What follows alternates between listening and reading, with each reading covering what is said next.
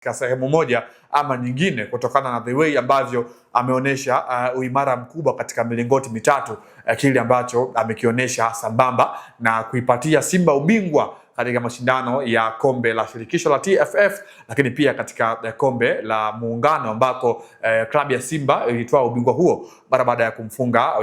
Young Africans goli 1-0, bao la Suleiman Mwalimu kwa mkwaju wa penalty. Watu wengi wamekuwa wanamuona ama wanamzungumza Mahamadou Tanja Dibila Kasali kama goalkeeper ambaye katika upande wa footwork ndio imekuwa shida kubwa kwa upande wake, na makosa madogo madogo ambayo amekuwa anayafanya wakati wa mchezo ukiwa unaendelea, na hapo ndipo ambako watu wengi wamekuwa wanamzungumzia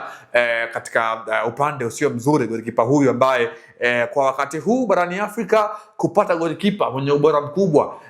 aina ya Kasali ama aina ya kipa ambaye Simba walikuwa wanamhitaji, aidha ni Spiderman kwa maana ya goalkeeper na Kamara Pimpin Musa ambaye kwa mujibu wa taarifa ni kwamba Simba walikuwa wana mpango wa kuendelea na goalkeeper huyo mbali na Kasali, lakini management ya goalkeeper wa Simba wa zamani kwa maana ya Kamara, wao walihitaji dau kubwa zaidi, kitu ambacho Simba walikuwa hawako tayari kufikia kiwango kile ambacho management ya Musa Pimpin Kamara walikuwa wanakihitaji kama maslahi mapana ya nyota huyo kuweza kuongezwa moja kwa moja, na badala yake uongozi wa Simba umeona kwamba ni vyema kuendelea kusalia na golikipa Mahamadou Tanja Dibila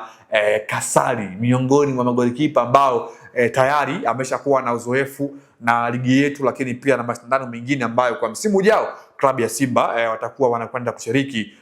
moja kwa moja, mbali na kwamba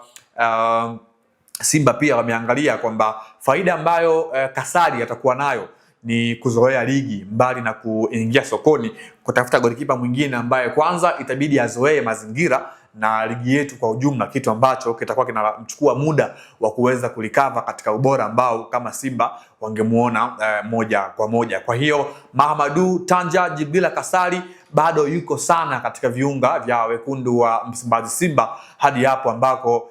tutapata taarifa nyingine ambayo itamhusu golikipa huyo na klabu yake ama waadili wake